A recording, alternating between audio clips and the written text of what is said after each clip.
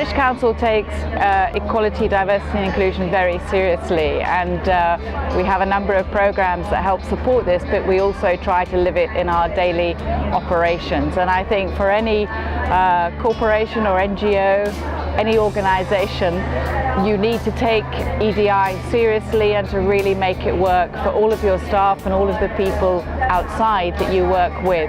And that's what we try and do.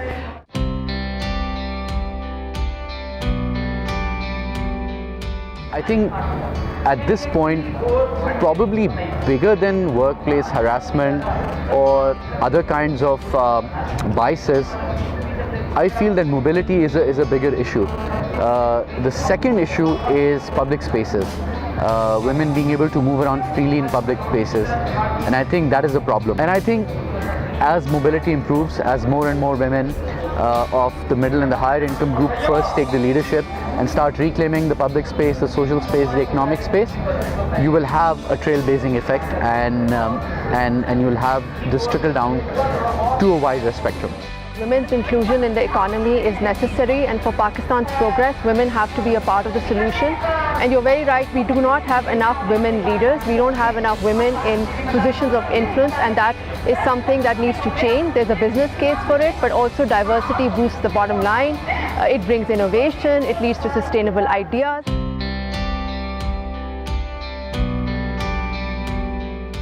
We have to work quite hard, I think, to get, for example, gender equality in our programs, and to persuade perhaps sometimes women to come forward and take part in programs, or to make the access to those programs easier by making the spaces safer. There are many international companies in Pakistan who should be leading the way. They have a corporate social responsibility to make sure that they are inclusive in the people that they employ in their companies, because they have so much to bring in terms of different perspectives, different ideas, product development. If companies look like the people that they actually are selling to, then that's going to make a very big difference, not just to those women, but to the profitability and the sustainability of those companies in the long term. At Careem, this is something we focus on. Our largest user base, close to 70% of our users are women, and there are a lot of things we learn. Some of the things we've learned is that, for example, if women had door-to-door transportation, they would feel safer, not having to wait by the curbside waiting for a rickshaw or a taxi. It drastically enhances their ability to become a part of, ability and willingness to be a part of the economic process.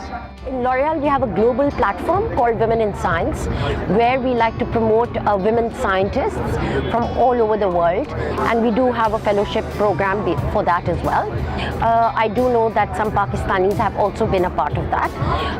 Other than that, we have something known as Sharing Beauty with All, which is once again a global platform which has been cascaded across the countries in the world. What Circle is doing is we are getting CEOs to commit to growing women leaders, to bringing women in leadership and boards, and also mentoring women. I think that's also a very important piece, and I am hopeful that through these various initiatives, plus leveraging technology, we can reach out to the thousands of women who have that potential but need the tools, the confidence, and need people who will support their journey. I'm very moved and encouraged by the idea that women with disability are able to play a full part in how we change our society for the better.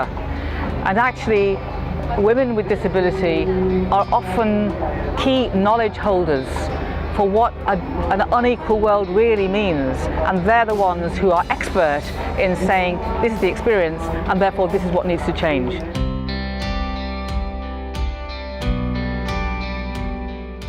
I'd like to take this occasion to tell you that your voice matters, and please use it.